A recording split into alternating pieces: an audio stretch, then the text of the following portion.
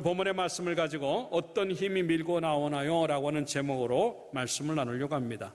본문의 이야기는 에베소 교회를 향해서 로마 감옥에 있는 바울이 편지로 보낸 서신 중에 한 부분입니다. 그 중에 오늘 본문에는 무슨 얘기가 나오냐면 성령으로 충만함에 대한 이야기가 나오고 있는 겁니다. 다시 말해서 우리 속에, 예수를 믿는 사람들 속에 무엇이 들어가 있어야 되는가 하는 거죠. 왜냐하면 사람이라고 하는 것은 그 속에 들어가 있는 그대로 나오는 겁니다. 내 속에 좋은 것들이 들어가 있으면 좋은 게 나오는 거고, 내 속에 나쁜 게 들어가 있으면 나쁜 게 나오는 거예요. 성령으로 충만하다고 하는 것은 내 속에 성령이 충만하기 때문에 당연히 겉으로 흘러나오는 것도 영의 것들이 된다고 하는 것이죠. 그런데 과연 우리의 삶들은 뭐가 나오는가 하는 거죠. 속에 있는 것들은 그냥 담겨있지 아니하고 계속 밀고 나오는 힘이 있는데, 그 밀고 나오는 힘을 통해서 나에게 나오는 겉모양이 뭔가 하는 거죠. 과연 그것이 육적인 것인가 아니면 영적인 것인가에 따라서 내 속에 들어있는 것들을 판가름할 수 있다고 하는 것입니다. 그래서 사도 바울은 우리 예수 믿는 사람들의 삶들은 영으로 충만되어지고 그 영이 나오는 삶이 돼야 되는데, 그게 안 된다고 한다면 안 되는 것을 얘기를 하고, 여기서 충만이라고 하는 것은요, 너무나 꽉 차 있어가지고 건들기만 하면 그냥 흘러 넘치는 거예요. 건들기만 하면 그것이 바깥으로 쏟아져 나올 수밖에 없는 그러한 모습이죠. 한마디로 말해서 감출 수가 없는 겁니다. 나는 속에 좋은 게 있는데 어떻게 하다 보니까 나쁜 게 나오네. 나는 속에 안 좋은 게 있는데 하다 보니까 좋은 게 나왔네. 아니거든요. 건들면 그게 그대로 나올 수밖에 없는 상황이기 때문에 속일 수가 없는 거예요. 숨길 수가 없는 겁니다. 그동안 나의 삶들을 돌아보면서 내 속에서 지금 뭐가 나오는가 하는 것들을 생각해 보면서, 예수 믿는 사람들은 그 속에 성령으로 충만해서 영의 것들이 흘러나오도록 가야 된다고 하는 것들을 생각해 보면서 오늘 이 예배가 그런 것들을 만드는 복된 시간 되기를 주님의 이름으로 축원합니다. 그 모습이 어떤 것인가 하는 것들을 몇 가지로 생각해 보면서 은혜를 나누고자 해요. 첫째는요, 따라합시다. 영이 힘있게 되는 것이다. 예. 오늘 본문 16절의 말씀해 보니까 그의 영광의 풍성함을 따라 그의 성령으로 말미암아 따라 너희 속사람을 능력으로 강건하게 하시오며, 속사람에 대한 이야기를 하고 있는 겁니다. 겉으로 나타난 그 사람이 아니라 보이지는 않지만 속에 또 한 사람이 있어요. 그게 바로 영혼이라고 하는 겁니다. 예수를 믿는 사람들이 가지고 있는 그 영혼의 상태, 속사람의 모양이 얼마나 힘 있는가에 따라서 우리의 삶들은 달라진다고 하는 것인데, 그 힘이 어디서부터 오냐면 성령으로부터 온다고 하는 것을 우리에게 지금 얘기하는 겁니다. 얼마나 많이 우리가 제대로 해보려고 몸부림치기도 하고 기도해보기도 하고 때로는 눈물도 흘려보기도 하고 때로는 결심도 해보고 각오도 해보고 이것저것 끊어보기도 하고 난리를 치는데, 어느 정도의 시간이 지나면 또 똑같은 자리로 돌아가 있는 내 모습을 얼마나 많이 발견하는가 하는 거예요. 무엇 때문일까? 내 힘 가지고 안 된다고 하는 겁니다. 하나님의 성령이 그것들을 붙잡아 주시고, 그리고 내가 그렇게 할 수 있도록 만들어 주실 때에만 그것이 가능하다고 하는 것을 지금 얘기하고 있는 겁니다. 근데 우리의 착각은 뭐냐면, 내가 한번 해보면 할 수 있겠다고 생각하는 거죠. 내가 한번 각오했어요. 내가 결심했으니까, 내가 기도 얼마나 많이 했는데요. 내가 하나님을 만났는데요. 때로는요, 간증도 합니다. 내가 은혜 받았다고, 하나님이 나에게 복 주셨다고, 내가 주님 때문에 치료받았다고 간증 그렇게 많이 했는데도 어느 정도 시간이 가서 보면 저 사람이 정말 하나님 만난 사람일까? 저 사람이 저렇게 간증했는데 왜 삶이 저럴까? 왜 기도가 저럴까? 왜 사역이 저럴까? 무엇 때문일까? 내 힘이 안 된다는 얘기죠. 우리가 얼마나 약한 사람인가? 로마서 8장 26절에는 뭐라고 말을 하고 있냐면, 기도도 제대로 못하는 존재라고 합니다. 이와 같이 성령도 우리의 연약함이라고 하는 표현합니다. 연약함을 도우시나니 우리는 마땅히 기도할 바를 알지 못하나. 다시 말해서 성령이 충만한 사람들은 속사람이 강해진 사람들이고, 속사람이 세진 사람이고, 영혼이 세진 사람들이기 때문에 주변의 어떤 것에 영향을 받지 않는 겁니다. 예를 들어서 욥이요, 그렇게 어려운 환경을 당했다고 했을 때 그를 흔들리지 않잖아요. 그 무엇 때문에 흔들리지 않을까? 요셉이요, 여인의 유혹 앞에서, 이성의 그 문제 앞에서 무너질 수밖에 없는데도 불구하고 끄떡없이 버틴다? 무엇 때문에 그랬을까? 오늘 사도 바울이 이 감옥, 로마 감옥에 갇혀서 언제 죽을지 모르는 상황인데도 주 안에 거하라고 하면서 에베소 성도들에게 계속 힘을 넣어주는 그 모습이 무엇 때문일까? 예, 다른 것 때문이 아니에요. 그들이 뭐 참을성이 좋아서, 그들이 뭐 정신력이 좋아가지고, 그들이 뭐 배운 게 많고, 그들이 뭐 각오한 게 많기 때문에 아닙니다. 인간은 다 똑같이 무너져요. 그런데 그들 속에, 그들을 붙잡고 있는 무엇인가 힘이 있다고 하는 거예요. 그게 바로 하나님의 힘이고 성령의 힘이라고 하는 거예요. 그게 들어오니까 끄떡하지 않는 거예요.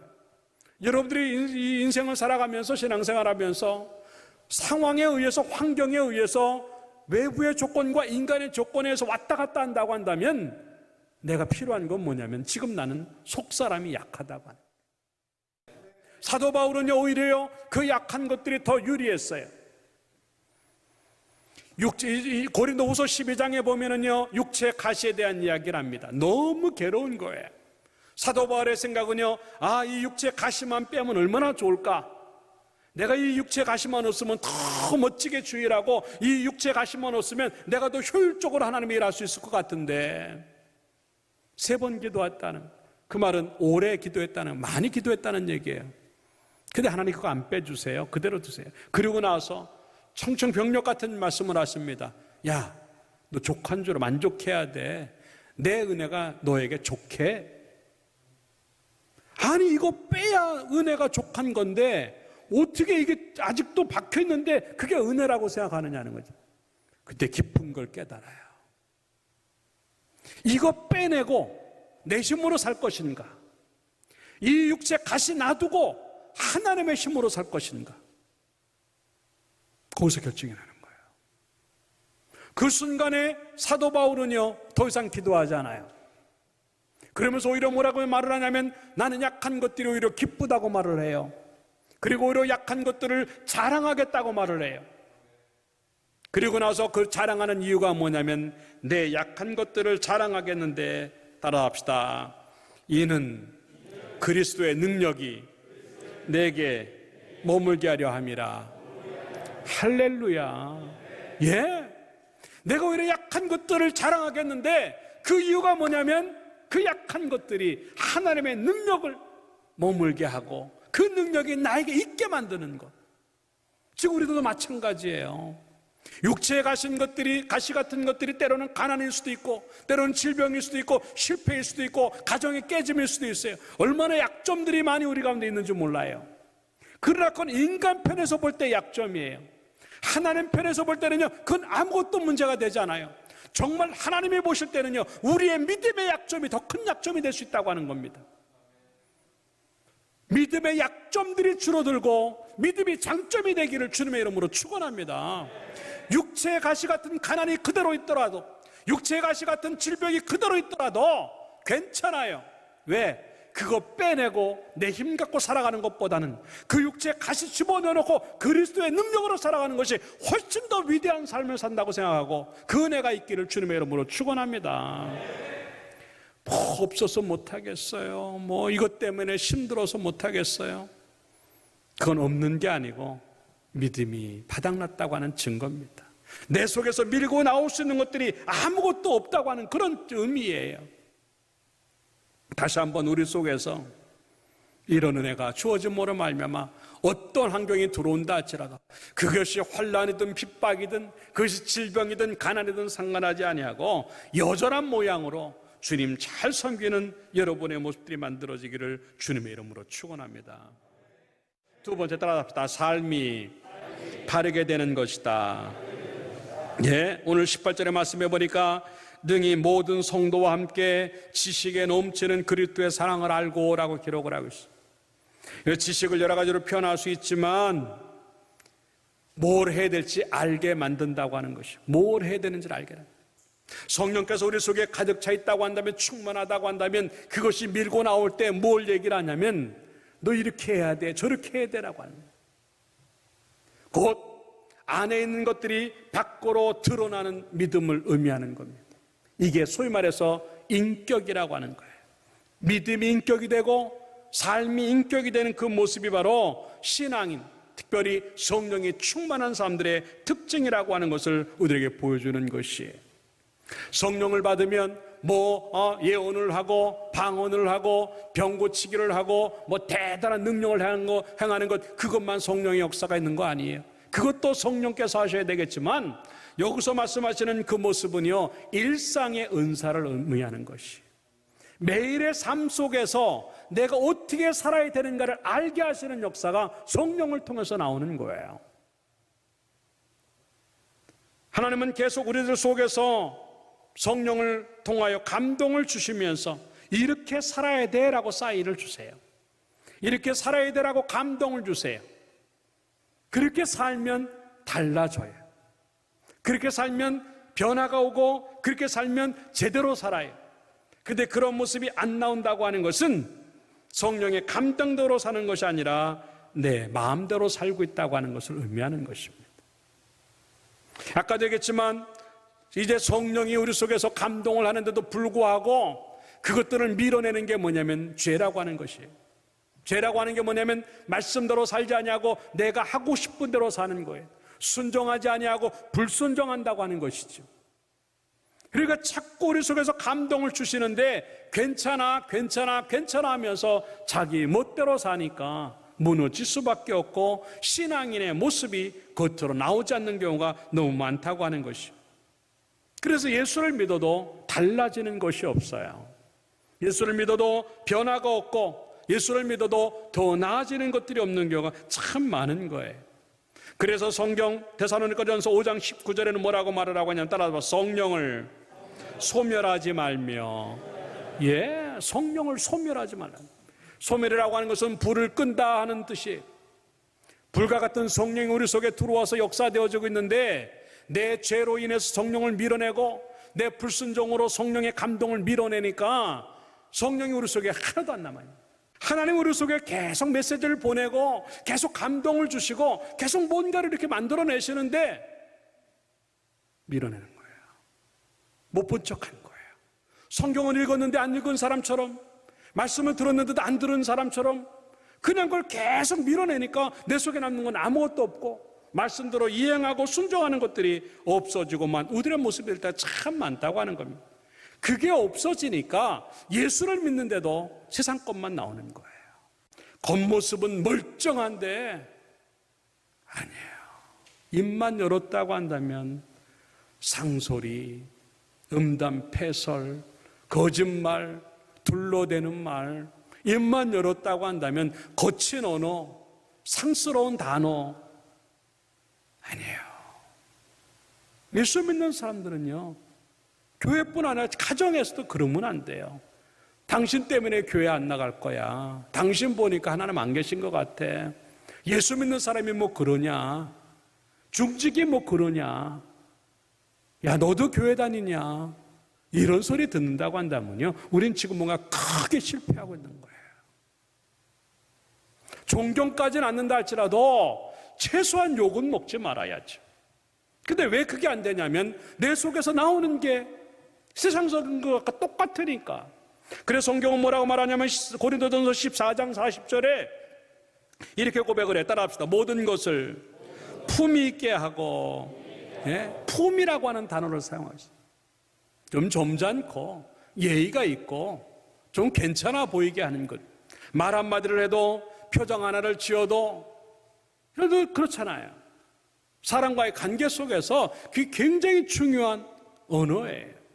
말로만 하는 것이 아니라 비언어적인 요소들이 얼마나 우리의 많은 것들을 이제 그들에게 보여주는 것인지 몰라요. 그런데 그런 것들을 보여줄 것들이 없으니까 욕먹고 안티기독교가 생기고 겉에 가면 교회에 대해서 안 좋은 얘기가 나오는 것이 그런 모습이라고 하는 것입니다. 그렇기 때문에 일상을 어떻게 살아내는가, 일상을 믿음으로 살아내고 말씀으로 살아낼 수 있고 신앙의 다움으로 살 수 있는 건 뭐냐면 우리 속에 성령으로 채워져 있어야 된다는 것을 의미하는 거예요. 나는 믿음이 좋은데 세상 사람들이 뭐라거든 뭐 어때? 반쪽짜리 신앙이에요. 로마서 14장 18절에서 뭐라고 말을 하고 있냐면 따라합시다. 그리스도를 섬기는 자는 하나님을 기쁘시게 하며 사람에게도 칭찬을 받느니라. 하나님에게도 기쁘심을 받아야 되지만, 기쁘시게 해야 되지만 사람들에게도 칭찬받는 것이 그리스도를 섬기는 자들에게 주어진 명령이에요. 그렇기 때문에 예수 믿는 사람들은요, 직장이나 또 사업장이나 모든 사회적인 현장에서 학교에서 잘해야 돼요. 약속을 했으면 반드시 지키세요. 특별히 물질, 돈하고 시간의 개념이 없어져 버리면 신용을 다 까먹는 겁니다. 신용의 90% 이상은 어디서 나오면 돈과 시간이에요. 돈 다루는 거, 시간 다루는 거 보면 그 사람 다 드러나는 겁니다. 나는 잘한다고요? 절대 잘하는 거 아닙니다. 사람들과의 관계 속에서 까다롭다, 별난 사람이다, 별로 좋은 것 아니에요. 뭔가 사람들이 같이 하고 싶고, 뭔가 칭찬을 하고 싶고, 뭔가 본받고 싶어 하고, 이런 것들 그냥 나오는 것이 아니라 신앙으로 표현되어진 것들이 그걸 만드는 거예요. 상대방에 대한 배려도 있고 또 베품도 있고. 예수 믿는 사람들은 손이 작으면 안 돼요. 구제도 해야 되고 선행도 해야 되고 좋은 일도 참 많이 해야 돼. 손이 큰 사람이 되길 주님의 이름으로 축원합니다. 마지막 세 번째 따라합시다. 그 일이 기도로 되는 것이다. 15절의 말씀에 보니까 이름을 주신 아버지 앞에 무릎을 꿇고 비노니라고 기록을 하고 있어요.